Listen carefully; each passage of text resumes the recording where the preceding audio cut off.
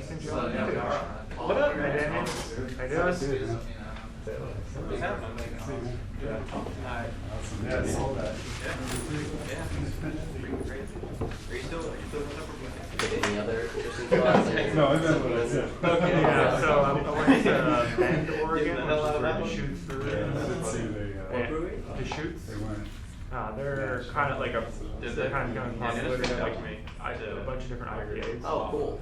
And, they've got their brewery out there and like a really beautiful town. Like it's only 80,000 people, but they've got like 6-story buildings downtown and like a pretty nice park with a lake river / lake going through it.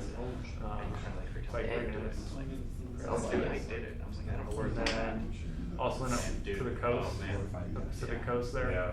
It's pretty similar to like if you're going through like San Francisco, California, if you're driving one of Highway 101 there. Yeah. Kind of similar up in Oregon. And I was like, I don't know where they've got like all these like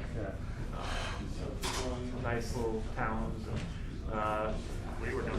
One county has more cows than people. They make cheese. They make a lot of cheese there. I'm still doing freelance stuff. That's pretty cool. Are you still at was that place on weekend? I actually just took another job. Next week or the week. Actually, I was in Portland for a month, so I had an Airbnb there, and then I stayed in hotels while I was driving around. I was basically driving like 6+ hours a day to get those 1,700 miles in. Because like a lot of it was like 45 miles per hour, 50 miles per hour. One lane roads. So they shut me down and then brought me up again. I started 0. Now I got it back to like And like hills. I went up to Mount Hood, we had last which is Fridays ago. Was the thing like 12,000 worst feet. day of my life. There's no snow up there. And so it was like a really windy road up there. It's more in constant touch right now. Yeah. So you go around Mount St. Helens. I did go down St. Helens also, yeah.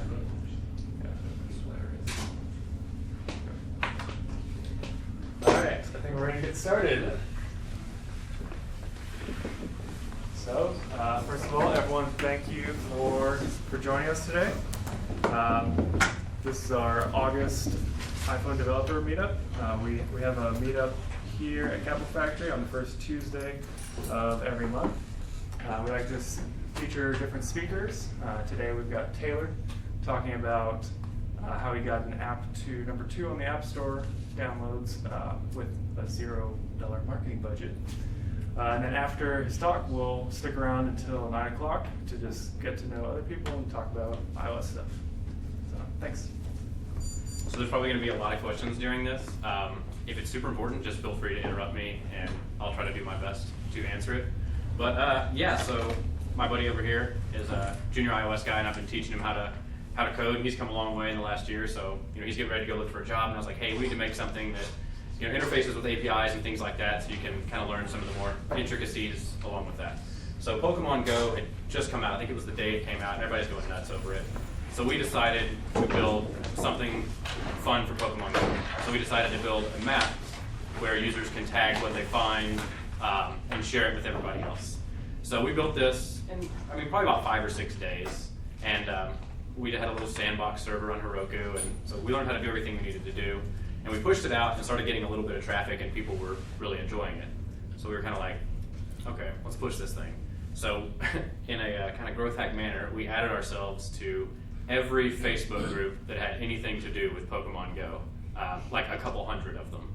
And then we simply, put what the app did and, some information about it, and then, did a really good job of trying to build kind of a community. A lot of people were asking questions, and we did the best to answer it. And a lot of people were like, oh, why is it $1? There's going to be free stuff that does this. And I'm like, yeah, there is, but servers cost money, and that free stuff is probably not going to work if it gets to scale. And lo and behold, we had some competitors come up, and they lasted like 24 hours, and then all their servers, fell off, and they weren't making any revenue. So this kind of started to snowball on itself pretty quickly. Within like 6 hours, we'd gotten to number 25 in the reference category, which is generally a sign like, you may have something. We started doing basically what we did there with Facebook, but on Instagram and Twitter and things like that, and really building this large market. And then we just added basically an invite friends button on the main feed or the main screen at the bottom of the map. And a lot of people started, sending that out. So that was kind of the short and sweet on kind of how that happened. And yes, there is a little bit of luck involved in that, but it is kind of a little more methodical. So what I like to do is I like to build something for a niche that people can use. I see a lot of indie developers building things like, I'm going to build the next Flappy Birds or some game or something that is such a wide net. The odds of capitalizing on that are pretty slim to none. If you're able to penetrate a niche or a micro niche very effectively, it's such a close-knit community that word of mouth will generally start a pretty good fire. So this isn't just something that I've done with the Pokemon thing. We had a social network that we built, which is a pretty wide net. And within, I think, about a week, we had gotten about 20,000 downloads, all from one community. We basically had built a social network for kind of trucks and off-road enthusiasts, and that kind of happened by chance. We used Fabric and a couple different analytics platforms to track kind of everything as it was happening in real time, and we had noticed that on Instagram, some big people in the trucking community had picked up our app and liked it and started sharing for it. So we just exhausted all efforts on hammering that one community to make sure we hit every big influencer and things like that. So we generally like to focus on building stuff that benefits influencers in a niche community, and that's usually a way that you can generate some traction organically without spending really any money. Facebook ads and things like that will get you a return on investment. We've done stuff in the past and we've gotten down to $1.50 per install, but unless you're working with a 6 or 7 figure marketing budget, that's not going to be able to get you to that level of scale that you want to get at. So the biggest thing is to build something in a micro niche and then learn to go after people kind of in that community and just kind of penetrate that community until there's nothing left, and then kind of start to go the rings out approach, closer things along those lines. So I know this is kind of the short and sweet of it, and I wanted to have a lot of feedback and answer questions. I know a lot of you guys probably have apps in the App Store, and see if I could provide any insight that may benefit you guys. So your download numbers were great. How did the engagement? How's it held up? It's held up really good, actually. So the funny story about that, so it went crazy viral. We had Lifehacker and PC Magazine and a bunch of other people started picking up our app and doing articles on it. Shortly thereafter, we received a nice email from Pokemon, and they emailed Apple. Everything we were doing was on the up and up. They pressured Apple enough to actually get it pulled from the App Store. So we spent a week negotiating with Apple and Pokemon to get it brought back up, and as soon as it did, we started back at number 0 in ranking. And doing the exact same technique, if you open your phone, it's probably number 55 and climbing again. Literally doing the exact same thing. We partnered with one of the biggest gaming blogs, and I said, hey, I'm going to give you guys this percentage of downloads, this percentage of our revenue if you can hit this many downloads, and I basically did a tiered approach with this joint venture for them, and within 24 hours, they were able to blow it back up again and, get it where it needed to be. So yeah, it's... What did the week out of the store cost you? Probably about $1 million, give or take. Wow. Yeah. Friday was the best and worst day of my life. So within 24 hours, it had gone from number 120 something in the App Store to number 2. We were actually one refresh away from being number 1, but it was pulled before the 3-hour refresh cycle. To give you guys an idea, it was making about $1,400 an hour. So that sucked when that turned off. And no ads, you're just charging a buck a Just download. a buck a download. And if I could go back and do it again, that was not enough money. Would you switch to the subscription now that Apple allows it? No, I wouldn't. For something like this, either users are going to use the hell out of it, or they're not. It's not like a social network where you're really trying to, you've got a value on a customer that's way more than $1. For something like this, I wanted just a quick and easy, if they don't like it, they can talk to Apple and get a refund or whatever, but if they do, that purchase is done and that's taken care of.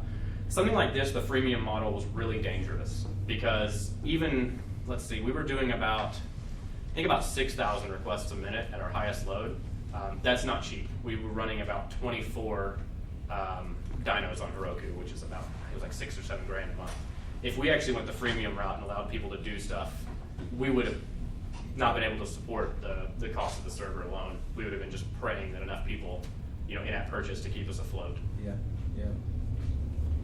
How did you see the initial information in the app? Because I can imagine if someone bought the app, downloaded it, saw that there was no information. Yeah, so that was the chicken and egg problem that we were really worried about, and that when we saw like people were actually using it, that's why we hit so we found out on Facebook groups there's a Pokemon Go of X city for pretty much every big city in the United States. And within about an hour of sending messages, we had like 20,000 locations mapped. So it was enough where people opened it and there was something there. So now what we're working on is we're actually pulling data from the game directly and populating stuff in real time. Is that a licensing deal that you worked out with them, or? No, they aren't very good at securing their API. But all it does is violate their terms of service. It's not illegal to grab data.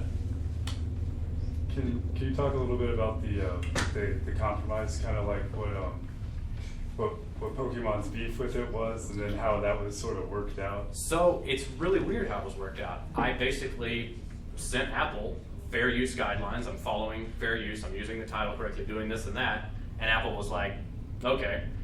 What a lot of people don't realize is the app review team, I think, is compromised or built up of monkeys, not human beings. So it's totally random. They may allow something and reject something. All the things are totally different. When something like that gets escalated, you're actually assigned a person.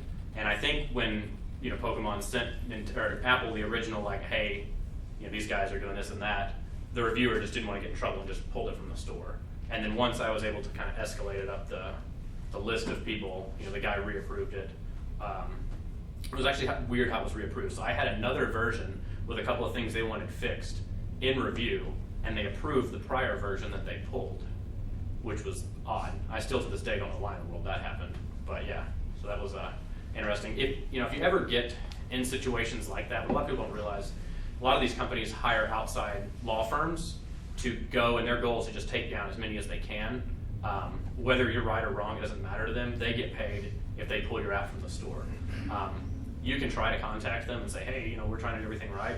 They're not going to respond. So your best goal is right out of the gate to make sure that you're, using free use images. If you are using something that's a companion for a video game or something like that, make sure you're using that, and then using the title like whatever it is for use with or for whatever the trademark name is. So that's how fair use is. That's if you're co-tagging on another app. Or on something, yeah. Yeah. If you're building a companion for something. Got it. Yeah, if you're doing something totally different, then you don't have to really worry about that. You said you did a revenue sharing deal with a Mhm. gaming magazine, was that it? Could you talk about that? Maybe legally Yeah. how you set it up? So yeah, I we were in the position where downloads were okay. We were doing $100, $200 a day in sales, but we weren't back to where we were. So I started looking for big influencers in the area, and I found a company called Frag Hero. They've got the biggest gaming blog. Sent them an email, and I'm sure they get hundreds of them a day. And they were like, "Oh yeah, I'm sure this all sounds too good to be true." And I kind of sent them a screenshot of that App Store revenue and the ranking, and the guy was like, "Okay, yeah, what do you want to do?" And we did a pretty quick and dirty contract, and it basically has stipulations that they have to hit these download numbers per day, and if they're able to hit that, they get this percent, and there's kind of a blowout if they just knock it out of the park, they get this percent. On myself as the entrepreneur, I pay them. I'm not ever going to set something up where, Right. yeah, it's going to pay you and you pay me. So I'm kind of watching my butt there first. Right. And if you ever do deals like that, I've kind of been burned in the past doing similar things. Don't do them forever. Have a time span on them, because a lot of these people will get lazy and they're like, oh, I knocked it out of the park and not do anything. So we ended up doing a 7-day deal with them, and then at the end of the 7 day, we have the option to extend the contract or terminate it. Prior, I had never done anything like that, and I gave somebody a ton of money to just do nothing all day. So Right. Interesting. Did you set up a separate legal entity, or was it just a contract between the two? it's just a contract, yeah, Okay, contract between the I two misunderstood what you LLCs. said then. Yeah. originally. And then how did they validate your numbers? So all the numbers are coming straight from iTunes Connect. And you just link them in, give them in? Yep. Okay. Got it. Yeah, and there's third-party tools. I'll probably give them access to our App Annie account. I don't want to give them access, of course, to our iTunes account. Right. So give them some type of third-party Right. tool, and then we invited them to our analytics platform we use, so they can see everything kind of happening as it goes. Cool. I think there's a lot of potential in building apps for professionals, Mhm. but professionals don't usually talk about their jobs on Facebook groups. Right. So what's a way to find those communities? So when you say professionals, are you talking about like professional athletes and social media influencers, or are you talking about like, what do you mean by professional? So I'm working on an app for small private jet pilots. Okay.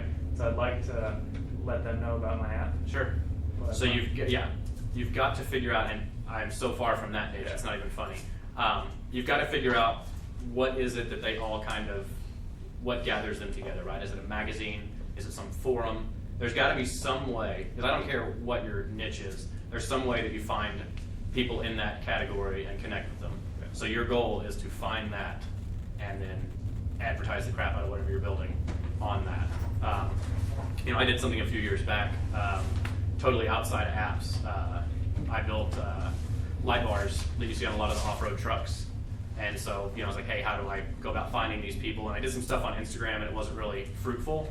So I ended up getting deals directly with a lot of the different forum companies and then advertising directly on there. And that was really, really fruitful. I was able to get a really targeted audience and then have really good return on that. So it's a lot of trial and error. The biggest thing is if you're going to pay for it, pay for the absolute minimum you can to test it before you dump a lot into it. Forum sites are known for like locking you into like 4-month contracts for a ton of money. But if you negotiate hard enough, especially in something that's pretty niche like that, you might could do a 2-week deal for a couple $100 as kind of just a feeler to see, engagement. Okay. Cool. Thanks. What was your backend? Oh yeah, we did it on Node and Mongo. Mongo was not the right choice, but it's quick and dirty. And then we hosted it on Heroku. Have you replaced the database yet? No, we're probably going to do, we probably will do Postgres, but now since we're trying to funnel real data from the game, there's really not a need unless I'm trying to kind of farm it for myself.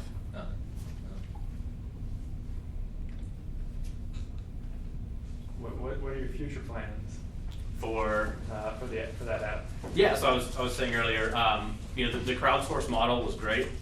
Once we hit a really large scale, we had a lot of problems with people putting stuff that wasn't there, and we learned more and more about the game, like things go away after time. So now we're actually pulling live data from the game, so users log in with their actual credentials to the game, and the game basically thinks they're in whatever location they are, and then it gives them the payload for everything that's there, and then we parse that out and display it on the map in real time so they can actually know when whatever rare Pokemon is next to them and when it despawns and things like that. So we want to do some really cool stuff with push notifications as well. So you don't actually have to have your phone out to play the game. You can be walking down the road and say, this is what I want to find.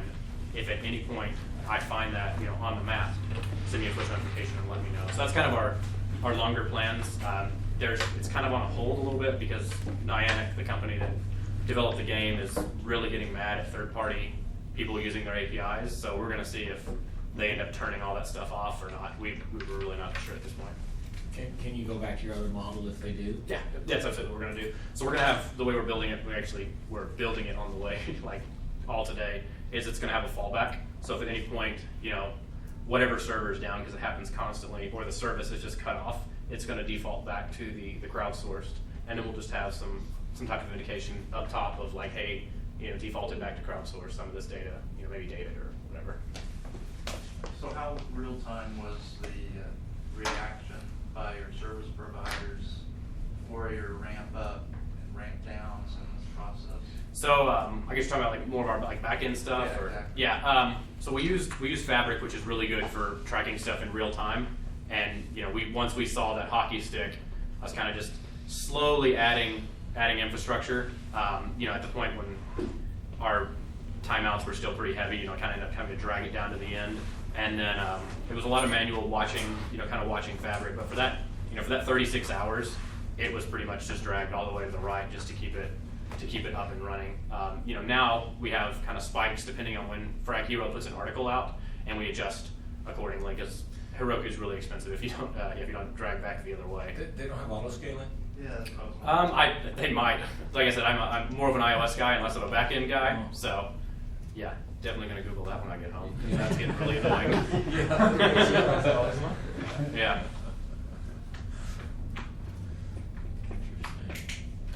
Anybody else got any?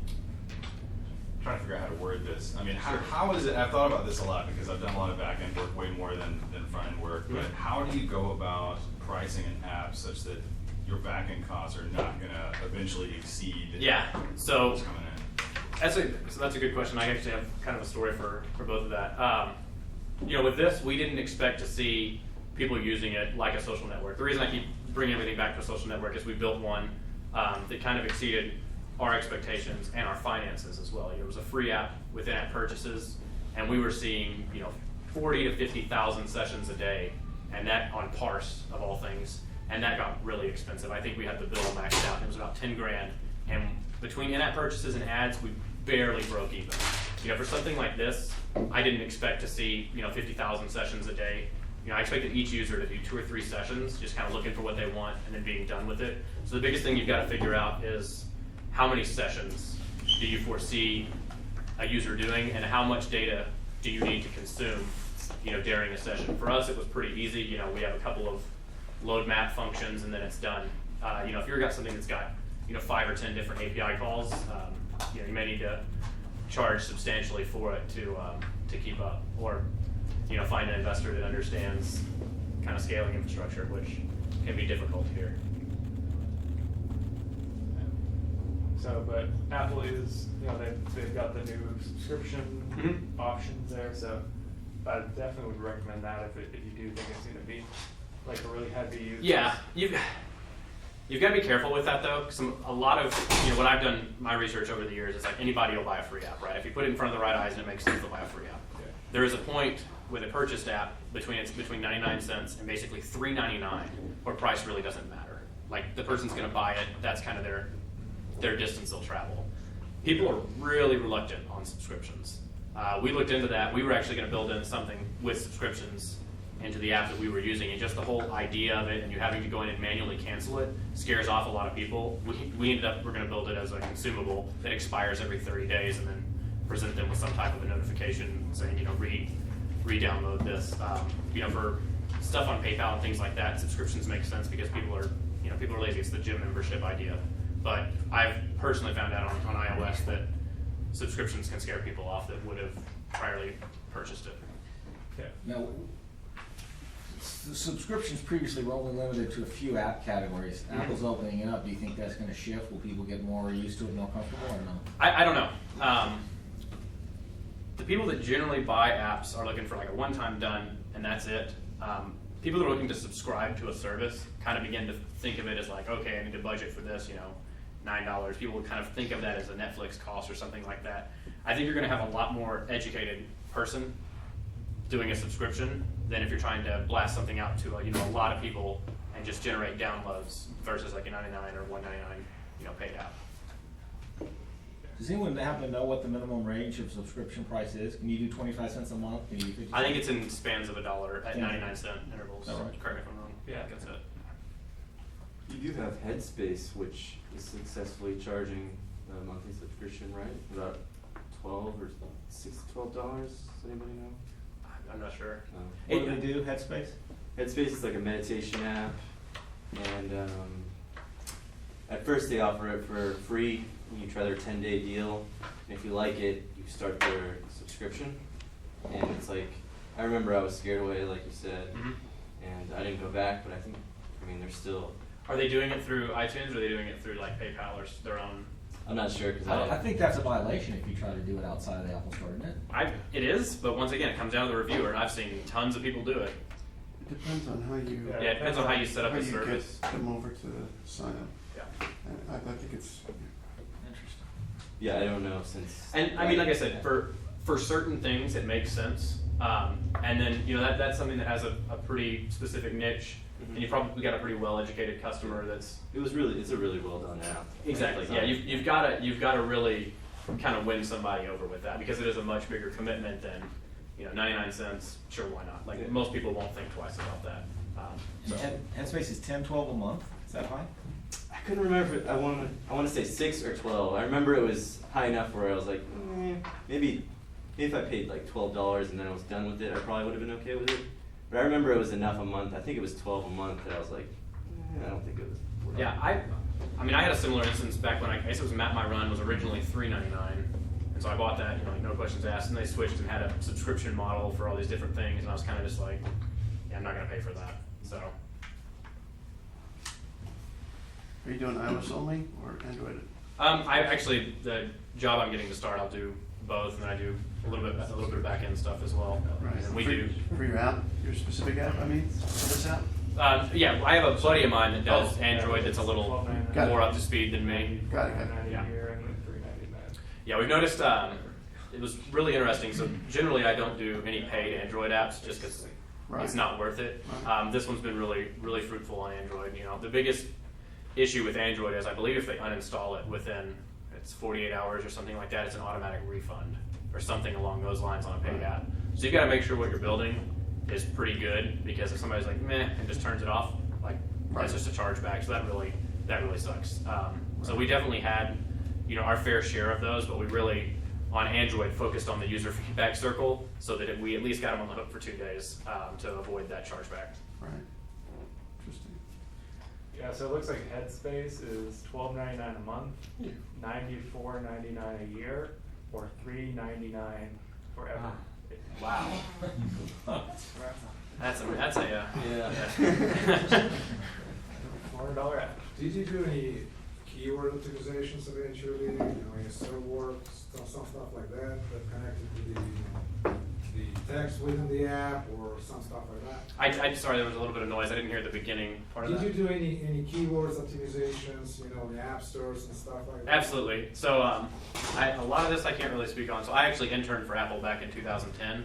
So I have a pretty good understanding of how the internal App Store search and all that works. It's evolved a little bit over the years.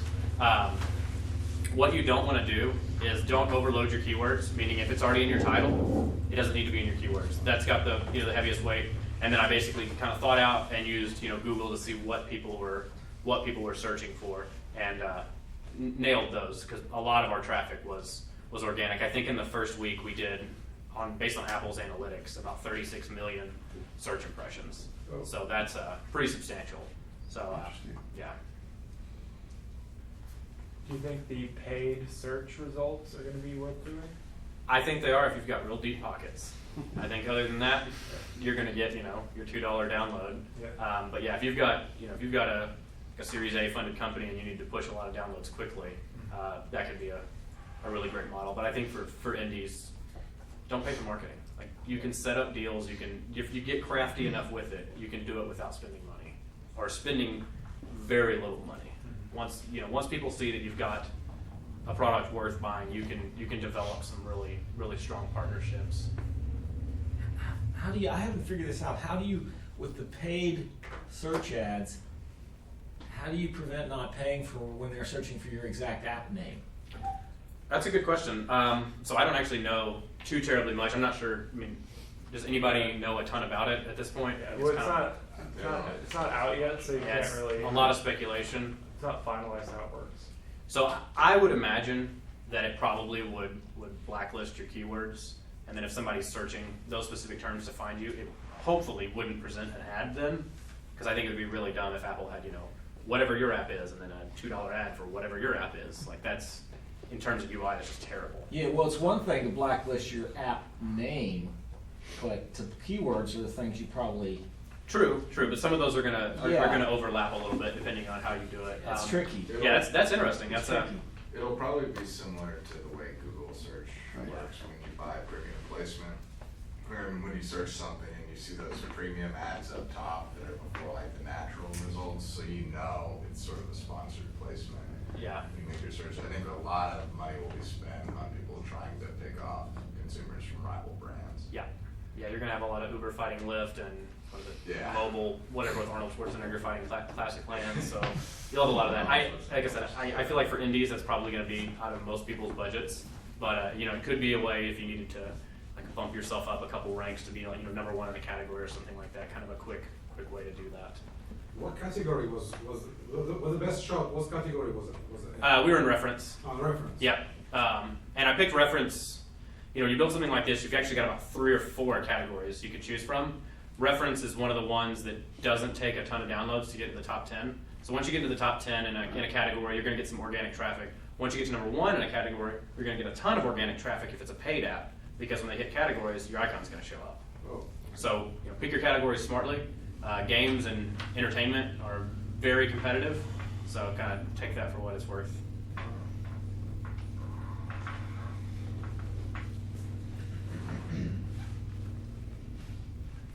Anybody else? Did you document, I may have missed this, did you document any of your findings on a blog or anything? No, I a lot of the stuff, I'm kind of sharing here, but yeah, I'm not going to publish it because it is like, I sure as heck wouldn't want my competitors to find out about some of these things that I've done, because a lot of the guys that got into similar positions, a couple of the people just hijacked my name as soon as Apple pulled it from the store, and went and paid whatever magazine to write an article and put it online or whatever.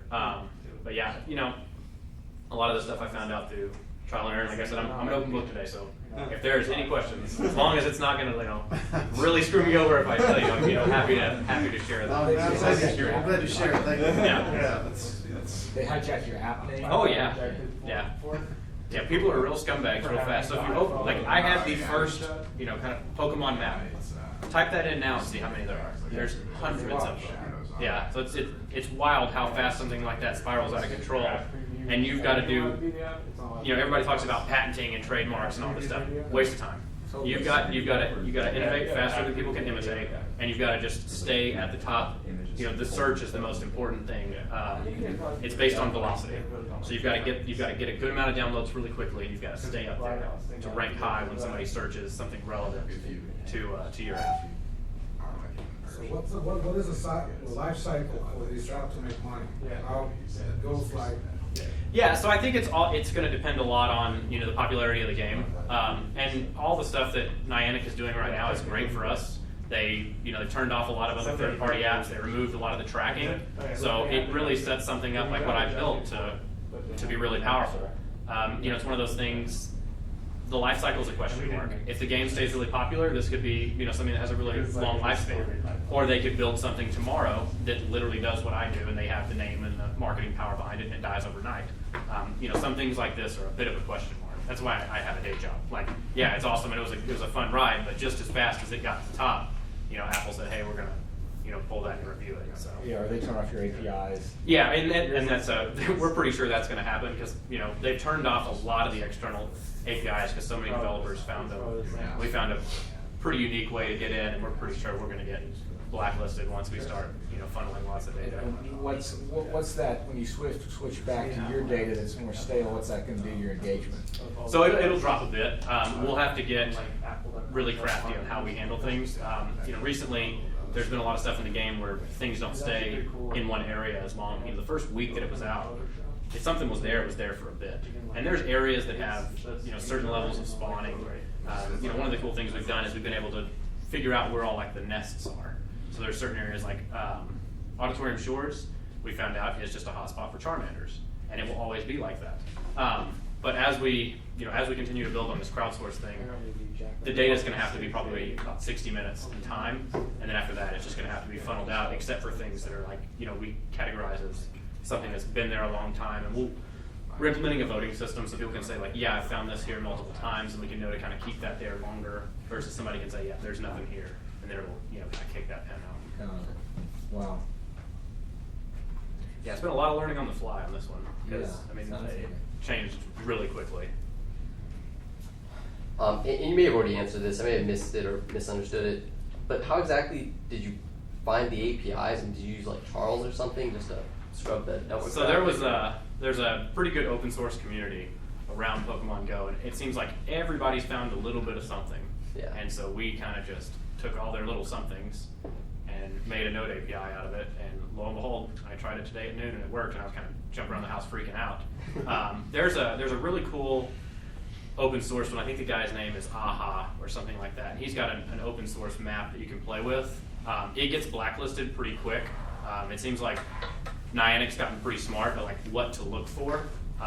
So a lot of the big open source projects don't really work anymore, but we're hoping ours stays up for a little bit. And we're also hoping we can farm as much of that data too as users are making requests and storing it in some type of database where at least we have it. If we do get turned off, we can do a little data science and kind of figure out what's going on.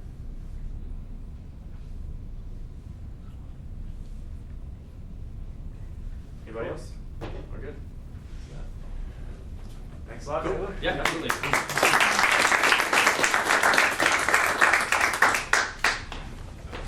Alright, so that was the talk for today, but we're still gonna stick around and get to meet some people, talk. I'd love to hear what everyone's up to. Thanks. I'm John, by the way.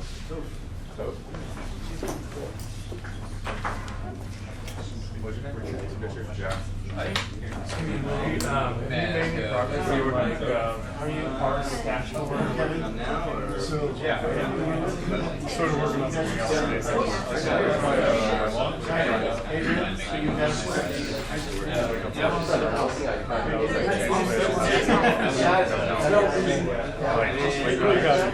No, all the stuff is so I'm actually just starting a new company. I just wanted to kind of excited about it. Is it like very I don't know. I like it a lot. It's really easy for lack of better words to do things, but it's what we've done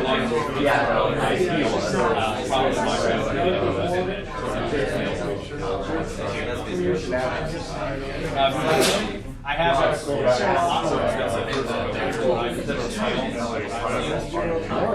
yeah, and also that is true.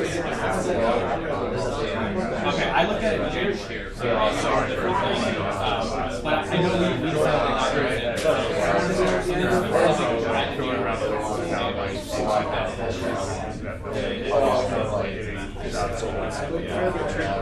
use a relational database than use big it's really computational. I don't know. I also have this really good thing called Incubator. You can write your back-end API, hit a button to generate all your iOS classes to do. Yeah, that's right. Yeah, we got a little slow. We were starting to build a lot of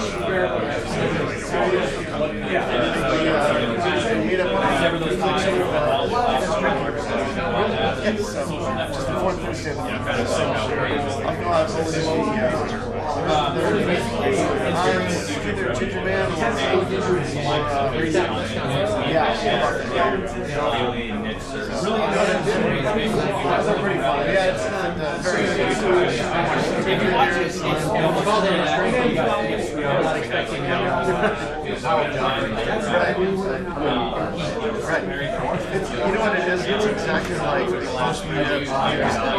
That's exactly, that's all. Sorry? Yeah, last Thursday of the month. It's on Twitter.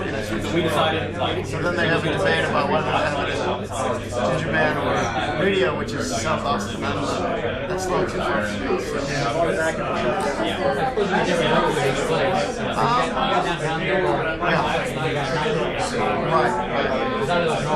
Yeah, I'm at the same park. Yeah,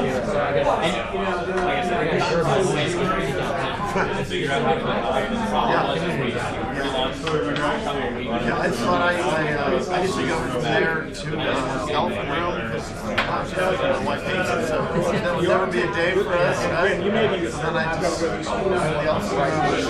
Google bought Firebase, which is really slick. stop at the Elephant Room, walk the Elephant Room, don't have any for a couple hours. Google really everything. Yeah, it's, that's my final one. It's really well. yeah, I don't know, they have gotten so upset really quickly that I know until about 8 months ago, until I got my job season, yeah. it was all pretty soon. Yeah. It's like, I get home, I thought, well, okay, I'll do this addicted to seeing another one. And it's overnight, it's overnight now. Sure, yeah, sure. So I haven't touched this. I also like this. Yeah, one of my projects is I don't do enough to learn best practices, and every once in a while bring something else. That's thing is supposed to look up it's tiny code. It's doable. So I guess I'm not, if I'm a whole shift on Linux, I'm really going to see where that goes. If it goes somewhere, that's great. Just see what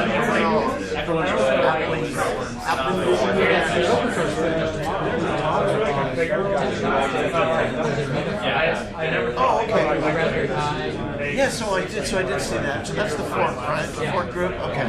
So I don't think I joined that group. And then last Thursday was also I was in. I like to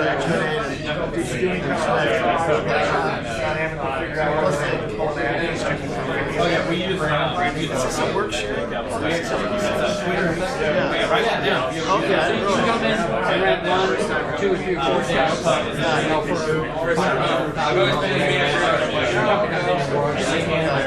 You make $1 billion. I work from home. Yeah, right. So I think Carl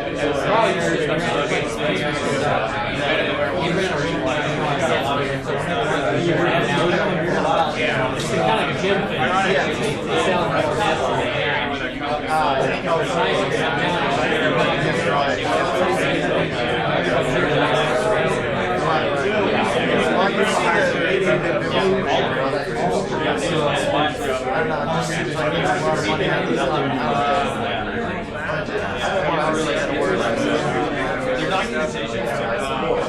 Plus, what's going on here?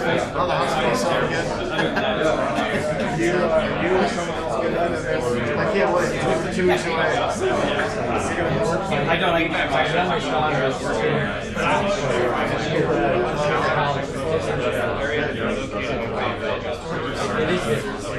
Someone come up with an app and the dating space. Well, my youngest is 10, so my eldest is 27. My youngest is 10. We do have a dog, but I think the dog will expire around the time the children are at least optimized, and then after they retire, around the time they finish,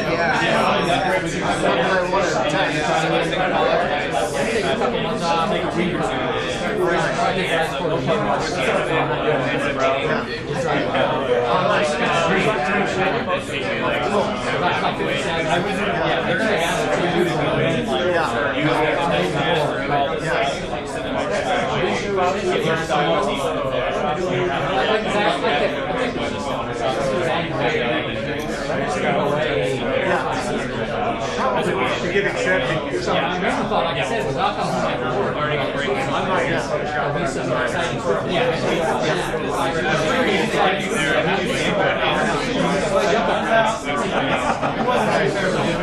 I can remember here and all that good. I shouldn't even think about it. I don't know, just read this stuff.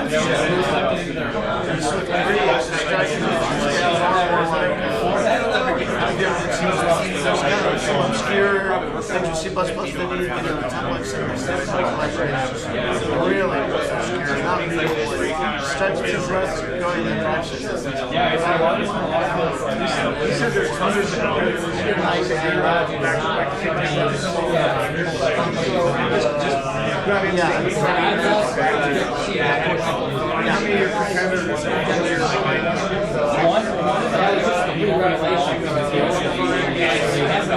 No idea. 2 plus 1. Yes. Right. We told our no, I agree. And I think the top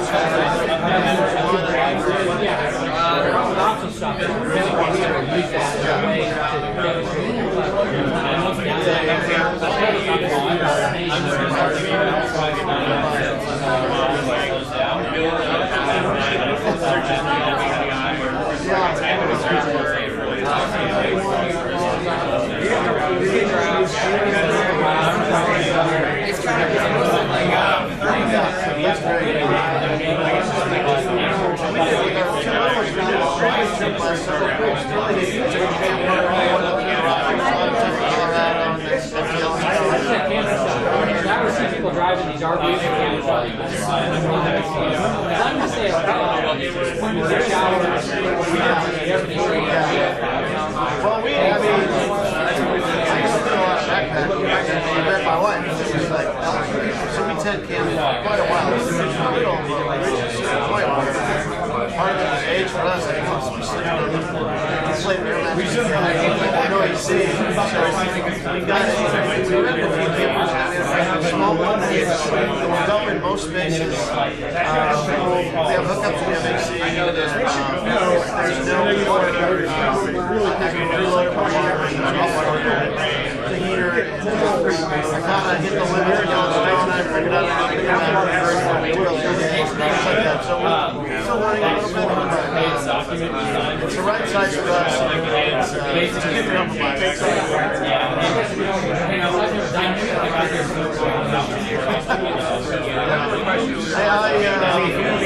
My parents both all summers traveled and it's kind of this. My parents were hippies, but they were living that hippie lifestyle, at least in the summer. That'd be great.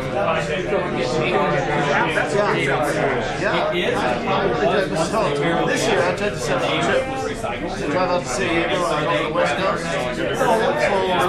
Whole family. There's gotta be live money there.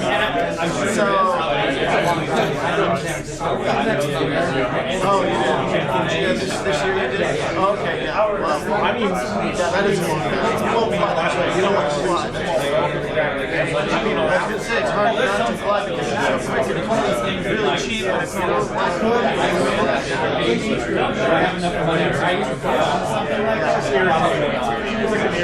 Oh yeah, we were really for 17 hours. We were mad. Oh yeah, dry. Yeah, right. Next year.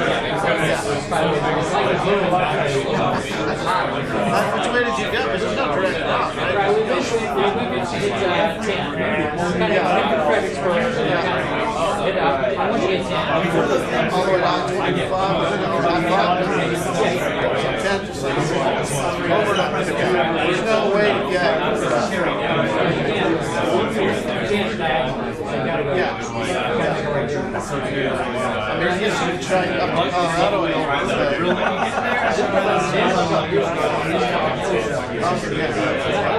yeah. So where are you going to go then? Story about we go up to Omaha and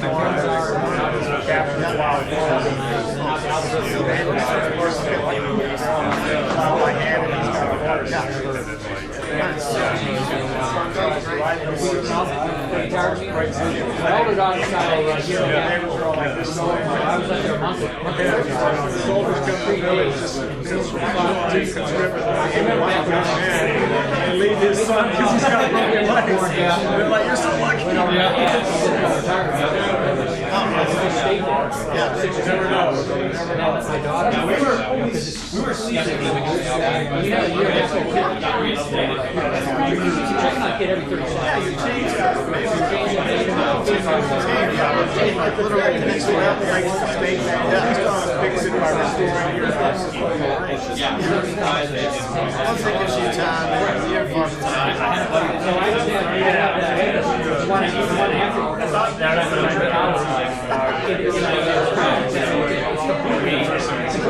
Oh, they're loving it. Yeah.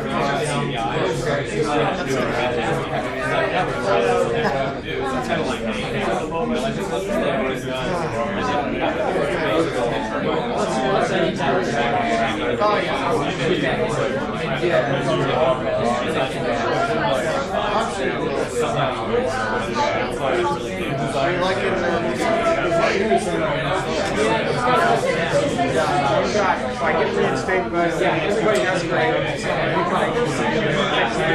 I thought for sure that change or I think you was having relationships.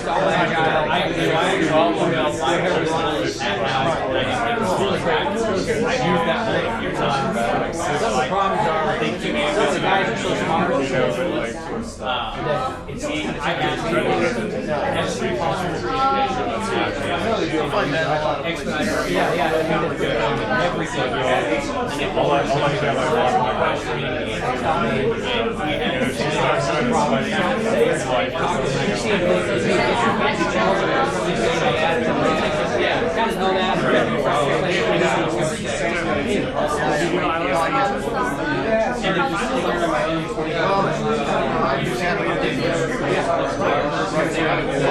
I always thought there was this class thing.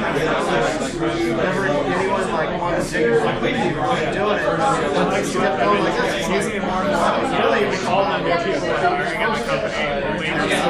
I got an idea.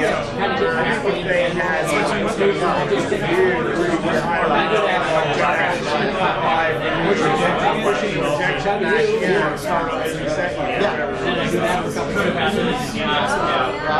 Who knows? I've avoided it like I've never had a big one. I think it is tough. These things that are not in your direct control that you're responsible for. You know, it will last more and more of As long as it's a human being, right? Like, So far, so seems like no idea. the internet is going to be this desire to go to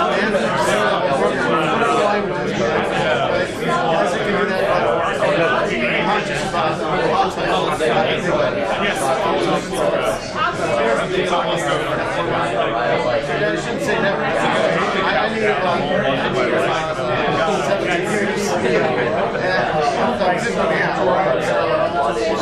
years. It's a long time. A lot can change.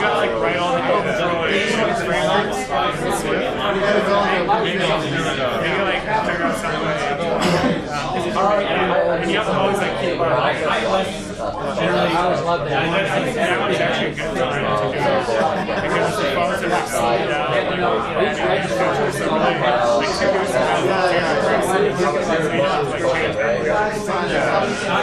I'm with it. I did a lot of Motorola. I work for a company that has a 30 on the board.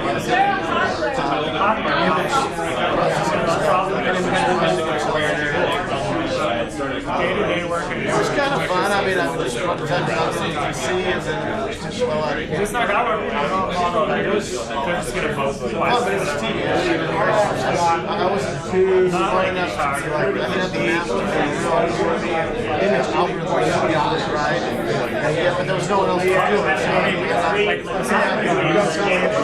it's sharper, you know, things like that. It's just way I've seen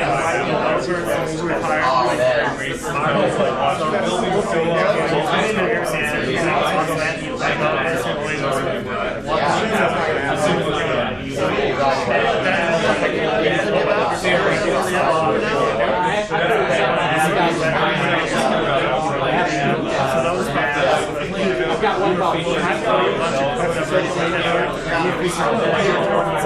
That's all no one can see. And I noticed I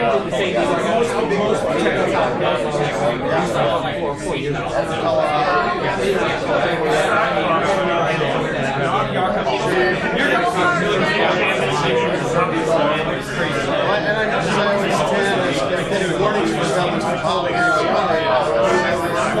I'm not sure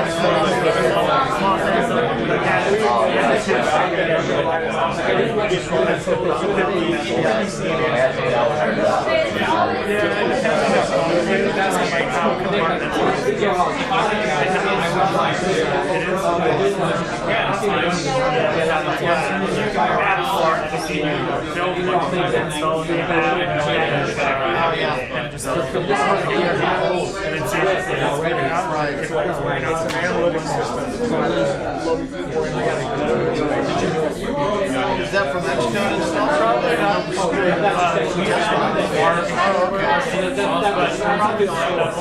You know what? I just noticed with the switch values, I noticed that my Xcode don't have that. So they don't have the certificate or they don't have the big enough. Yeah, it's like the signing that there's some signing of the company. Middle tier. They still can build. $100 grand to build back on that. I gotta check.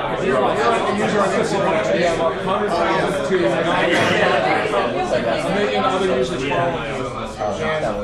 They'll take a small bit of users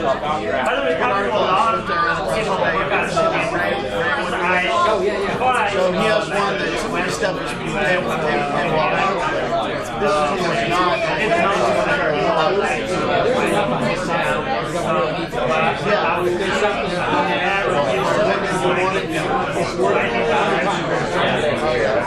Well, this one was just about Swift what's the right and in his class, the framework that he was using sophisticated enough that you can kind of see how to use it. What's the right way? We just hired one developer. How do you write the thing about so I think it's great.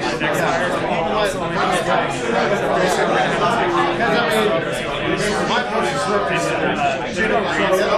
my approach to French was translate each word into English well. I didn't work too well. That doesn't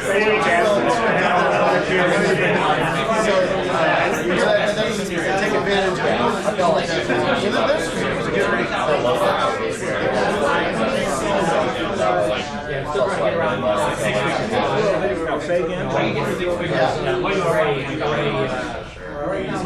Yeah, still trying to get around. You have to go outside. You know, math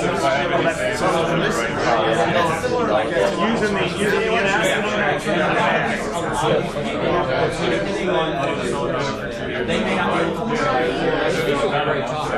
really think about stuff like that. It's too easy for something to buy and all open thing. You know, somebody yeah, it's I've been working on the game forever. Partners of mine, and we went through several back ends before we finally settled on the new game stuff.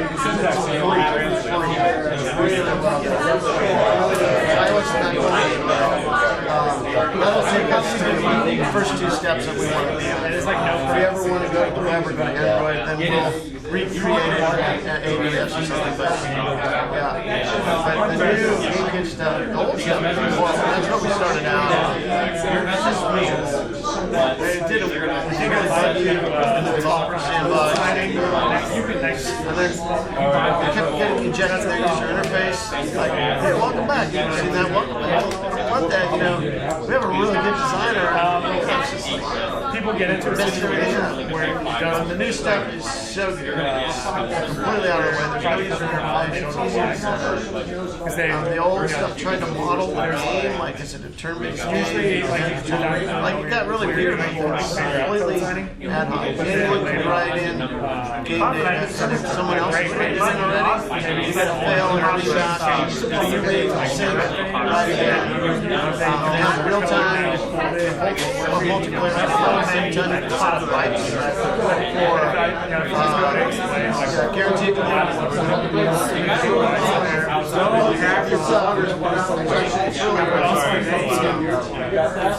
sometimes affects